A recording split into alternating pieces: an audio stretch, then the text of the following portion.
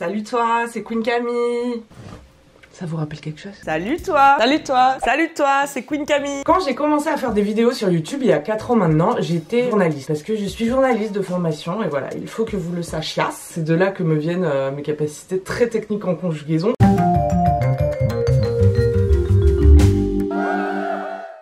J'étais journaliste, comme ça, tac, je menais l'enquête, hop, à un moment, je cherchais un travail. Et paf, vlatipac-mademoiselle.com cherchait une rédactrice sexo. C'est-à-dire quelqu'un qui pourrait écrire des articles pour la rubrique sexo du magazine. Moi, bon, j'avais entendu parler de la sexualité. Je pratiquais en amateur. En plus, j'étais vraiment une grosse fan de Mademoiselle quand j'étais au lycée. Je me dis, Camille, c'est ta chance. Ça va être le fun de parler de sexe sur Internet. Tu es seule chez toi, tu te poses des questions sur la sexualité, la chatte, le cul, la bite. J'ai la solution. Aujourd'hui, en plat du jour, on a de la chatte à vous proposer. Oh, moi je vais prendre ça direct. Ouais. Moi, j'ai bien envie de prendre de la chatte aussi. Oui. Allez, je vous en mets 2.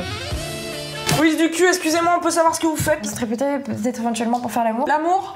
Faire du sexe. Le sexe, c'est pas ça, monsieur. Le sexe, c'est pénis dans vagin, d'accord? Vous savez pas en fait, du coup. Vous saviez pas, c'est écrit juste là. Bah ça y est là, regarde. Là je ne vole pas autant, hein. Mais tu pourrais me sucer. Oui, je pourrais te sucer. Et c'est la morale de cette vidéo. Ça s'appelle communiquer. Tu verras, c'est formidable. Comme Mademoiselle, c'est un magazine qui s'adresse plutôt à des gens jeunes, mes contenus sur le sexo, c'était bien souvent des contenus d'éducation sexuelle. Vous trouverez sur cette chaîne une playlist qui s'appelle La Boîte à Cul et qui regroupe toutes les vidéos que j'ai faites chez Mademoiselle où je répondais à vos questions. Et effectivement, c'était le fun. J'avais un sceptre vulve que j'avais fait moi-même. Il y a aussi un tuto sur cette chaîne si tu veux apprendre à faire un sceptre vulve. C'était le fun, c'était le fun. Mais c'était pas que le fun. Parce que figurez-vous, le fait que la sexualité soit un sujet tabou, ça entraîne des conséquences pas du tout fun. Alors que la sexualité, ça devrait quand même être un truc joyeux, safe, qui donne du plaisir. Accessoirement, hein, non mais si jamais, voilà. Police du cul, bonjour. On m'a signalé que vous vous lâchiez un petit peu trop au lit. Pas du tout, on allait juste changer de position. D'accord, mais c'est ça, oui. Ensuite, vous voudrez un orgasme aussi peut-être? Non, quand même pas. Je sais que c'est pas pour rigoler, messieurs, dames. Nique la police, comme disait le philosophe. La dernière fois que j'ai parlé Hugues sur cette chaîne et que j'ai commencé à dire que je voulais refaire des contenus d'éducation sexuelle, j'ai eu un commentaire qui disait ceci. Moi, je ne suis pas pour tes cours d'éducation sexuelle. Tu désacralises l'acte sexuel et tes vidéos pourraient influencer des jeunes à ne faire que du sexe pour du sexe. Ce à quoi je me suis permise de répondre, ce qui est mieux que de ne rien comprendre au consentement ou au clitoris, je pense. La personne a poursuivi avec un tas d'arguments fallacieux. En tout cas, la position de cette personne, si je résume, c'est qu'il faudrait que le sexe reste un tabou. Voilà, on touche à rien. On reste comme ça, puisque en parler aurait des conséquences dramatiques pour la sexualité des jeunes. C'est vraiment d'une profonde malhonnêteté. Et je garde le sourire. C'est marrant comme c'est malhonnête. Parce que pas parler de cul, en faire un tabou, pas faire d'éducation sexuelle, ça pour le coup c'est ce qu'on fait depuis tout le temps.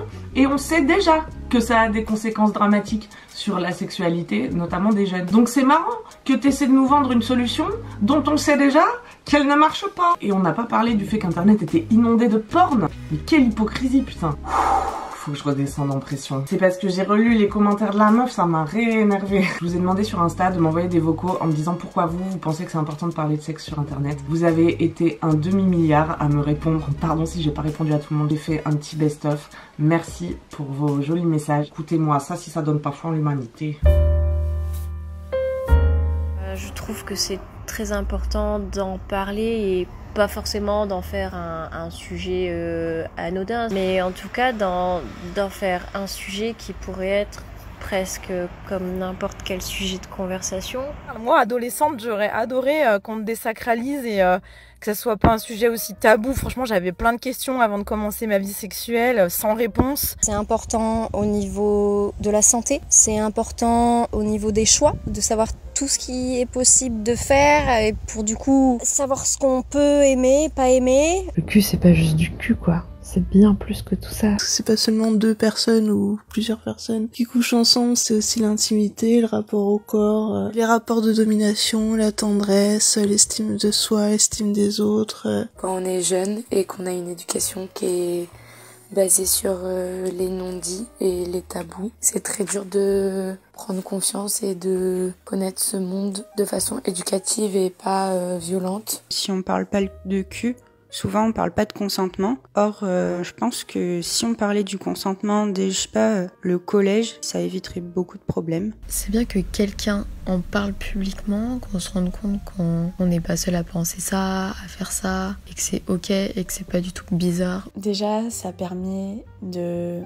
s'instruire, d'apprendre, de mieux comprendre, de se donner des idées. Ça permet aussi de se rassurer. Le fait d'en parler, dans tous les cas, il y a forcément quelqu'un qui va se dire « Ah, je me sens moins seule ». Ça permet de mieux comprendre l'autre aussi. Ça enlève ce côté, si on n'en parle pas, c'est que c'est interdit, c'est que c'est sale. Il faut en parler pour éduquer les gens, éduquer au respect de son propre corps et de celui des autres. Aujourd'hui, on a beaucoup plus accès à des posts sur le sexe, etc. Mais c'est vrai qu'on a, les gamins, gamines et tout, ont toujours accès au porno hyper jeunes. Du coup, c'est bien qu'il y ait des personnes à côté qui en parlent, qui rappellent juste que le porno, c'est pas la réalité. On se rend pas compte à quel point il y a plein de choses qu'on sait pas et qui sont à la fois vitales. Moi, c'est vraiment à 22, 23 ans, où pendant une conversation, une de mes potes, elle me dit « Bah ouais, il faut toujours aller pisser après avoir ken ». Bah moi je savais pas ça. Aussi parce que des fois notre corps il fait des trucs et quand on n'en parle pas aux autres et qu'on n'ose pas en parler, on a un peu l'arche-chemin. Typiquement je ne savais pas que squirter existait et donc j'ai cru que je m'étais pissée dessus. J'ai 30 ans.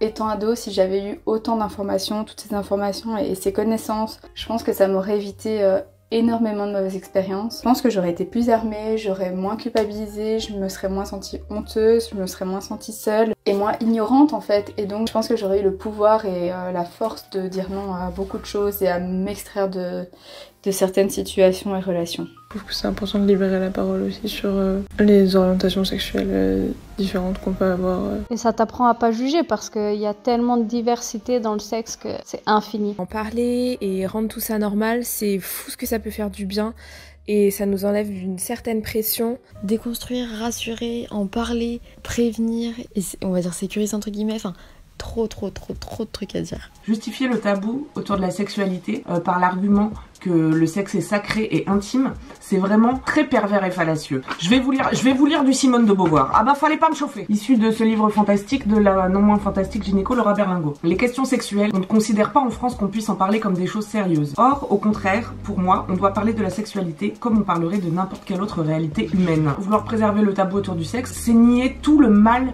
que le silence fait à notre sexualité. C'est nier la souffrance, le désarroi, la solitude, le désemparement, notamment des jeunes qui commencent leur sexualité. Au mieux de la frustration et une inégalité énorme d'orgasme entre les hommes et les femmes hétéros. Au pire, des préjugés, du slut-shaming, de la misogynie, de l'homophobie, de la transphobie, la pression de la performance sur les hommes hétéros, la pression de la taille, des mythes mon gars. C'est ça en fait, quand il y a du silence, on remplit le vide avec des mythes, des préjugés, des histoires qui servent qui? La sexualité c'est politique, parce que notre sexualité, je rappelle qu'elle prend place dans une société hautement sexiste et misogyne. Il faut pas croire qu'elle y soit perméable, au contraire c'est le lieu où ça s'exprime avec le plus peut-être de violence et de clarté. Notre culture actuelle de la sexualité, elle sert les hommes cis, hétérosexuels, et elle opprime les femmes, les minorités de genre et les minorités sexuelles. Et j'ai pas parlé de la détresse de pas pouvoir parler de ces problèmes à d'autres personnes car c'est tabou, ou encore les agressions et crimes sexuels. Voilà, ça c'est toutes les belles choses que nous apporte le tabou autour du sexe. Donc je vais continuer de parler de Hugues sur internet, j'ai l'impression que je me présente à une élection. Merci d'avoir regardé cette vidéo jusqu'au bout, vous pouvez m'envoyer vos questions sur le sexo à cette adresse.